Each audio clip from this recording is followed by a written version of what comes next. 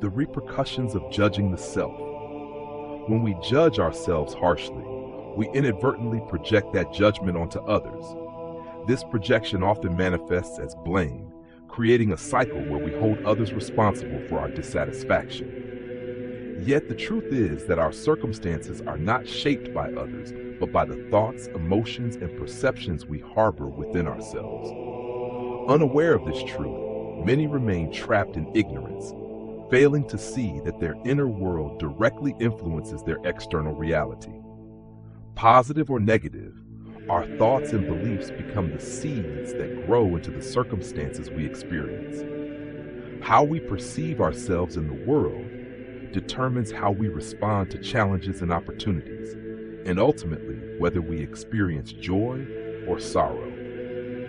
Our thoughts are powerful, but they can also be our greatest adversary. It is our own inner critic, our unkind thoughts and self-accusations that fosters feelings of frustration and misery. The more we judge ourselves, the more we reinforce a belief in our own inadequacy. And when we carry this judgment, it becomes difficult to see others clearly. We project our insecurities outward, creating division and conflict. The solution lies in self-awareness. By recognizing that our emotions stem from our thoughts, we can begin to take responsibility for our inner state. This is not to suggest blame, but to empower ourselves with the understanding that we have the ability to choose how we think and feel. On the so-called Day of Judgment, I believe we will not face condemnation from an external deity, but rather confront ourselves. In this moment of introspection, we will assess our lives, realizing that we alone are responsible for how we perceived and responded to our experiences. It will be a moment of clarity, where the illusions of blame dissolve, and we see that our thoughts, beliefs, and actions were the architects of our reality. This self-evaluation is not meant to punish, but to awaken. It is an opportunity to accept accountability, to move beyond deflection and excuses, and to embrace the truth that we are all interconnected.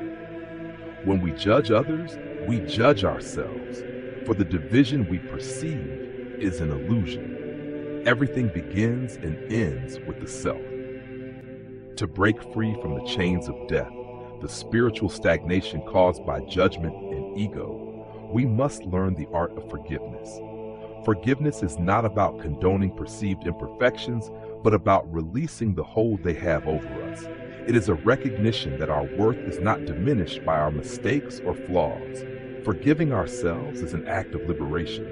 It allows us to transcend the ego's grip and step into a space of self-acceptance and peace. This process is essential to freeing the self, for as long as we are bound by self-condemnation, we remain trapped in a cycle of suffering.